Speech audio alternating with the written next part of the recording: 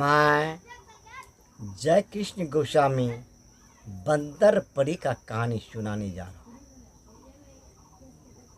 एक नगर में एक राजा राज करता था। वो राजा के पास 4 लड़का था। एक दिन राजा ने चारों लड़के को अपने पास बुलाया और राजा ने बोला, बेटा देखो, अब तुम चारों लड़का जवान हो गया है। मैं तेरा चारों का शादी करना चाहता हूँ। ये तीर धनुष लो और फेंको। जिस राज में तेरा तीर गिरेगा उसी राज में तेरा शादी कर दूँगा। 3 भाई तीर फेंका तो 3 राज में पहुँच गया और छोटा वाला ने तीर फेंका तो एक पेड़ पे जाकर के गिर गया। तो 3 भाई का शादी 3 राज में हो गया और छोटे वाले का तीर खोजते खोजते खोजते खोजते सिपाही लोग गया तो एक पेड़ पे गिरा था। तो राजा का हुक्म हुआ जो इस पेड़ को काटो। उस पेड़ को काटने के बाद उस पेड़ के नीचे एक गड्ढा था। उस गड्ढा में एक बुढ़िया बैठा था और एक बंदर बैठा था। राजा ने बोला, आह, मेरे सारे बेटे का शादी सुंदर सुंदर राजकुमारी से हुआ, लेकिन मेरे छोटे बेटे का शादी एक बंदर से हुआ। उस बंदर के साथ उस छोटे वाले बेटे का शादी कर दिया। अब बंदर के घोंसले में इंद्रासन का परी छुपा था। भर दिन तो उस बंदर के खोखले में रहता था, रात में वो निकलता था। राजकुमार तो उस बंदर से शादी किया था। राजकुमार सर पे हाथ लेकर के रोता था। एक दिन उस बंदर परी को दया आ गया। जब रात हो गया तो बंदर परी उस बंदर के खोखले से निकला। बोला, हे राजन, हे राजकुमार, तो तूने सर पे हाथ लेकर के क्यों रो रहा है, मुझे बताओ। राजकुमार का नज़र खुला और उस इंद्रासन की परी पे नजर गया। उसका सूरत को देख करके मूर्छित हो गया।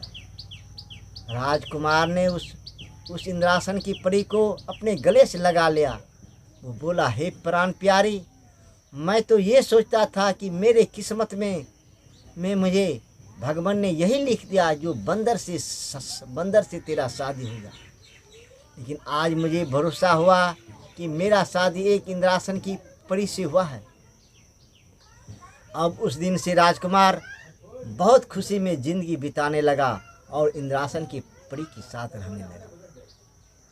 कुछ दिन के बाद इंद्रासन की परी को पेट में बच्चा रह गया। अब इंद्रासन की परी सब दिन पेड़ पे चढ़ करके इंद्रासन नाच करने के लिए जाता था। तो एक दिन पेड़ उससे बोलता है, ए बंदर परी, आज ये पेड़ भारी लगता है। सब दिन तू इस पेड़ पे चढ़ के जाती थी तो ये पेड़ कभी भारी नहीं लगता था, आज ये पेड़ भारी क्यों लगता है, मुझे बताओ। बोला, ए पेड़, आप तो पेड़ है, इस पे कौवा मैना तोता बैठ गया होगा, इसीलिए पेड़ भारी लगता है। बोला, ए बंदर परी, तुम मुझसे झूठ मत बोलो। ये सूखा पेड़ पे कोई कौवा मैना नहीं बैठता है। तूने जो राजकुमार से शादी किया है, राजकुमार ने जो बंदर से शादी किया है, तो तूने अपना असली रूप राजकुमार को दिखा दिया है और राजकुमार से संभोग करने के बाद तेरे पेट में बच्चा हो गया है, आज इसीलिए ये पेड़ भाई लगता है। बोला, नहीं, ये बात झूठ है, ऐसा नहीं हुआ। बोला, ठीक है, चलो। अब इंद्रासन में प्रत्येक दिन नाच होता था। वो ये बंदर परी खूब नाचता था, लेकिन गर्भ अवस्था में बंदर परी नाचने में सक्सेस नहीं हो पाया। बंदर परी से इंद्र महाराज ने पूछा, ए बंदर परी, आज क्या हुआ जो तूने नाच नहीं पाया। बंदर परी शर्म से कुछ नहीं बोला और वहाँ से वापस आ गया। एक दिन राजा ने बोला, मैं आज अपने सारे पुत्रों का रुमाल देखूंगा। अब ये राजकुमार अपने सर पे हाथ ले लिया कि मैं अपने पिता से क्या कहूँगा, जो मैंने बंदर से शादी किया, मैंने बंदर का रुमाल दिखाऊंगा। तो फिर वो बंदर परी ने बोला, ए राजन, ए राजकुमार, आपने क्यों उदास है? बोला, हे प्राण प्यारे, आप तो बंदर के भेष में रहते हैं, और मैंने कैसे बताऊं, जो मेरी घरवाली बंदर है, बंदरनी है। बोला, इसमें शर्म करने की बात क्या, मैं खुद राजा साहब के पास जाऊंगा और मैं अपना रूप दिखाऊंगा। सारे पुतहु अपना अपना रुमाल लेकर के राजा के पास गया, और बंदर परी भी बंदर के भेष में राजा के पास गया। राजा बंदर को देख करके मूर्छित हो गया। बोला, हे भगवान, तूने मेरे बेटे की किस्मत में क्या लिख दिया, जो एक बंदरनी से मेरे बेटे का शादी हो गया। ये बात सुन करके बंदर परी बंदर के रूप से निकल करके इंद्रासन की परी के रूप में वहाँ हाजिर हुआ। राजा इसे देख करके बहुत खुश हुआ, और खुश होने के बाद बोला, बेटी, अब तुम इंद्रासन की परी बन करके यहाँ रह जाओ। बोला, पिताजी, ऐसे नहीं, मैं नाचने में सक्सेस नहीं हुआ था, इसीलिए मुझे इंद्र महाराज ने मुझे श्राप दिया था कि तूने बंदर बन जा। मैंने बंदर में रह गया 12 बरस। 12 बरस रहने के बाद मुझे पेट में गर्भ रह गया। अब एक ही रास्ता है कि आपका बेटा इंद्र महाराज से सत करा करके मुझे मांग ले, अभी कोई रास्ता है। तो बोला, मांगने का तरीका तो तुम ही बताएगी। बोला, हाँ, वो तरीका मैं जानता हूँ। वो बंदर परी ने अपने पति से बोला, हे स्वामीनाथ, आप मेरे साथ इंद्रासन को चलिए, और वहाँ एक खाना ढोलकिया है, उससे आप बोलिएगा, जैसा गाने वाला वैसा बजाने वाला नहीं, जैसा बजाने वाला वैसा वैसा नाचने वाला नहीं। काना को गुस्सा उठ जाएगा, आप ढोलक बजाने के लिए बैठ जाइएगा, मैं आपका ढोलक को छू दूंगा, सब दिन से अच्छा नाच होगा, और आप सत करा करके मुझे मांग लीजिए।